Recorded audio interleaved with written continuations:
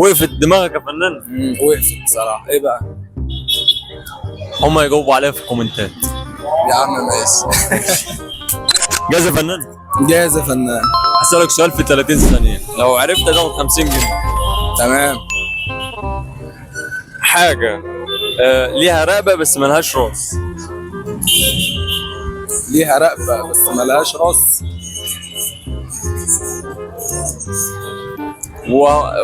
ممكن السكس مثلا. لا، وممكن ممكن تكون انت بتستخدمها اصلا يعني كل يوم، يوم ويوم كده. كل يوم او يوم. تيشيرت. لا لا، ما هو التيشيرت بيبقى ليه رقبه وملوش. لا بستخدمها كل يوم. لا، مش شرط كل يوم، ممكن يوم ويوم، ممكن في الاسبوع مرة، ممكن في الشهر مرة، عادي يعني. خلي بالك 33 ثانية.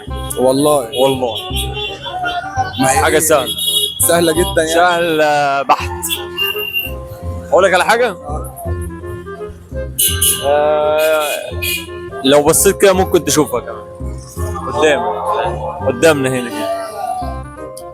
هنا في المنطقه دي يعني. ايه طيب؟ ما هو ممكن تيشيرت. لا ممكن لا حاجة ملهاش دعوة باللبس. والله. والله. دقيقة يا فنان. طب ايه طيب؟ ما هو بعيد قوي السؤال. مفيش. بعيد قوي. مفيش. مش عارف. ده يا عم شغل دماغك. ايه طيب؟ ايه اللي ليها رقبه وملهاش راس؟ موجودة هنا في المكان. ايه، مانيكان طيب من غير راس طيب ولا ايه؟ ما هو ايه طيب؟ مش عارف. مش عارف بصراحه. مفيش. بعيد قوي. وقفت دماغك يا فنان. وقفت بصراحه. ايه بقى؟ هم يجاوبوا عليها في الكومنتات.